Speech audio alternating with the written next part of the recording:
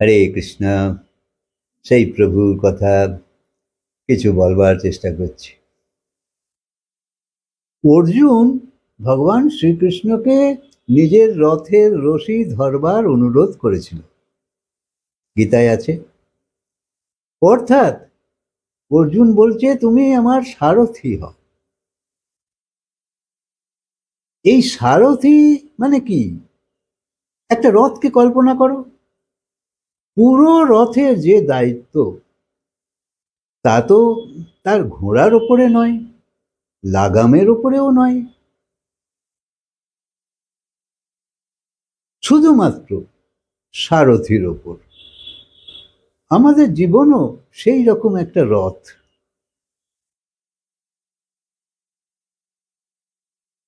সেই রথে আমাদের মনগুলো হলো ওই ঘোড়া, ইন্দ্রিয়গুলো হলো ঘোড়া, মন হলো লাগাম, আর বুদ্ধি হলো সারথি। আর পেছনে যে বসে আছে আত্মা, সে হলো রথী। তাই সেই রকম আমাদের এই রথ, আত্মা এই রথের রথী। তাই এই শরীর রূপী রথকে এরাই ব্যবহার করে চলেছে। তাই বিষয় হলো এই ঘোড়াদের বিচরণের জায়গা। বিষয় মানে সংসারের যা কিছু চাওয়া পাওয়া, আর ইন্দ্রিয় মানে হলো চোখ, কান, নাক, মুখ, জিভ, ত্বক। এই পাঁচটা জ্ঞান ইন্দ্রিয় দিয়েই আমরা সবকিছু সংসারের সুখ আহরণের চেষ্টা করি। এই রূপকটা দেখে নিজের বুদ্ধিকে দেখো, এবং তারপর দেখো কি অর্পণ করতে হবে এবং কি লাগাতে হবে। অর্জুন যেমন বলল, তুমি আমার রথের সারথি হও, সেরকম তুমিও নিজের বুদ্ধিকে বলো যে এই বুদ্ধি তুই ভগবানে জুড়ে যা, ভগবান সারথি হোক, ভগবানকে বুদ্ধিতে বসিয়ে নাও। অর্থাৎ যে ভগবান, তুমি এসে আমার বুদ্ধিতে বসে যাও। জীবনের রথ কোন দিকে কোনখানে নিয়ে যেতে হবে ভগবানের থেকে ভালো আর কে জানে। আমি আমার নিজের মন, বুদ্ধি, বিচার নিয়ে এই সংসারে রমণ করতে করতে ক্লান্ত তো হয়েই গেছি, আর কোনো সময় তৃপ্ততা অর্জন করতে পারা যায় না। এই সংসারে যত কামনাই পূর্ণ করো, এখানে তৃপ্ততা নেই তো পাবে কি করে?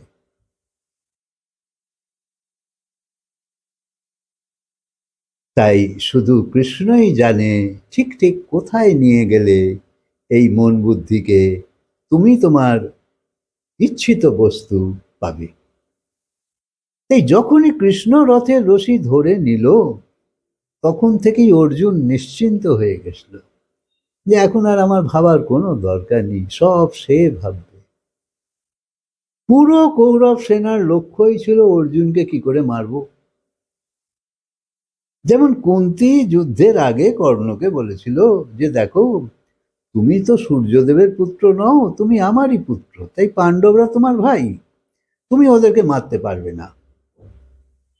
তখন কর্ণ বলছে, ঠিক আছে, আমি তোমার কথা মেনে নিলাম, কিন্তু আমি পাণ্ডবদের সবাইকে ছেড়ে দেবো, অর্জুনকে ছাড়বো না। আর অর্জুন আর আমার মধ্যে কেউ যদি কেউ একজন মরে যায়, তো একজন তো থেকেই যাচ্ছে, তাই তোমার লোকসান নেই। কারণ আমি তো দুর্যোধনদের এ সঙ্গ ছাড়তে পারি না, কারণ ওদের লবণই তো এতদিন খেয়ে এসছি। তখন কুন্তী মহাভারতের যুদ্ধে এরা আমি চেয়েছিল, কারণ কর্ণের কাছে যে অমোঘ অস্ত্র ছিল তা শুধু অর্জুন বধের জন্যে। ইন্দ্র দিয়েছিল সেই অস্ত্র, যাকে কেউ আটকাতে পারবে না। যুধিষ্ঠির আসবে তো মারবে না, ইত্যাদি।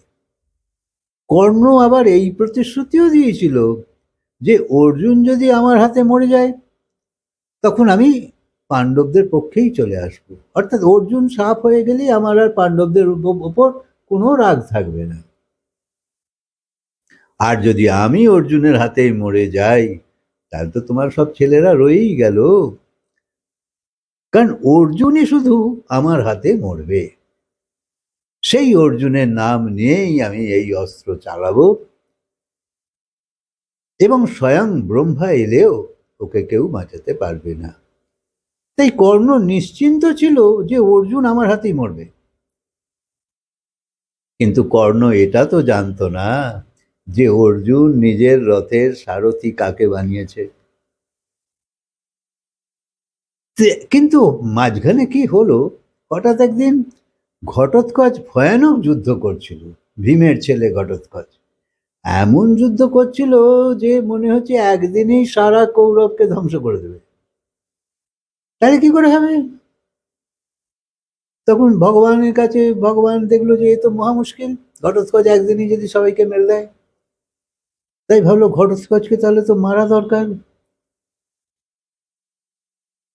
তাই তখন দুর্যোধন ভয় পেয়ে গিয়ে কর্ণকে বলছে যে কর্ণ, তোমার কাছে যে সেই অস্ত্রটা আছে যেটা তুমি অর্জুনের জন্য রেখে দিয়েছো, সেইটা তুমি ঘটোৎকচের উপর প্রয়োগ করো, নাহলে ও আমাদের সবাইকেই মেরে ফেলবে আজই। তখন আর তোমার এই অস্ত্র কি কাজে লাগবে?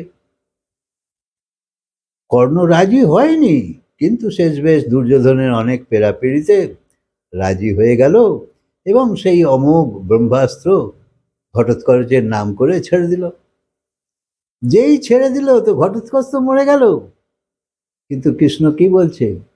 আজ আমার অর্জুন বেঁচে গেল, আজ আমার অর্জুন বেঁচে গেল। এতে তো ভীম খুব রেগে গেল যে আমার ছেলে মরে গেছে, তুমি একবারও বলছো না, খালি বলছো আজ আমার অর্জুন বেঁচে গেল। তখন বললো, তোমরা জানো না, ওই অস্ত্র যদি অর্জুনের নাম করে ছেড়ে দিত, আমিও ওকে বাঁচাতে পারতাম না। তাই তখন কৃষ্ণ সব ঘটনাগুলো বলল, এবং সেই ঘটনাই দেখাচ্ছে যে অর্জুনের আর যখন কোনো ভয় নেই, অর্থাৎ যদি সব পারে কিছু যা ইচ্ছে করতে, ভগবানের সঙ্গ থাকলে তবেই কিছু কাজ হয়। না হলে এই সংসারে মায়ার পর্দা তো আমাদের উপর এসে গেছেই, চোখের সামনে লোভনীয়তা, লোলুপতা, সংসার আমার আর আমি সংসারের। কিন্তু না তুমি সংসারের, না সংসার তোমার, কিছুই নয়। তুমি তো অবিনাশী, তুমি তো মরো না, কিন্তু সংসারে তো সবাই মরে। তাই ঈশ্বরের অংশ হওয়া সত্ত্বেও তোমার কোনো জ্ঞান নেই, তুমি সংসারের বলে নিজেকে মানো। ফলে জীব বন্ধনে এসে গেছে। তাই আমাদের আবদ্ধতা, তাই আমরা সংসারকে নিজের মানি। তোমার জন্ম হওয়া সত্ত্বেও, পরমাত্মার থেকে তোমার জন্ম হয়েছে ঠিকই, তা হওয়া সত্ত্বেও তুমি পরমাত্মার হয়ে নেই, কারণ তুমি নিজেকে সংসারের মেনে নিয়েছ। পরমাত্মার হওয়া সত্ত্বেও ভগবানেরই এই মায়ার পর্দা তোমার উপর এসে যাওয়ার জন্যে তুমি সংসারের অধীন হয়ে গেছ। ভালো হতো যদি এই জীব বা তুমি পরমাত্মার হয়েই থাকতে, সেই ভাব নিয়েই চলতে। কারণ সংসারে থাকা খারাপ নয়, সংসারে থেকেও তো পরমাত্মায় থাকা যায়। দোকানে বসেও তো তুমি পরমাত্মার ভাবে বসে থাকতে পারো, কিন্তু তা আমাদের আসলে হয় না। আমরা পুরোপুরি সংসারের হয়ে গেছি। এই বিড়ম্বনার জন্যে আমাদেরই বুদ্ধিকে পাল্টাবার খুব দরকার। হরে কৃষ্ণ। কথা কাজকে বিরাম দিই, আবার বলবো।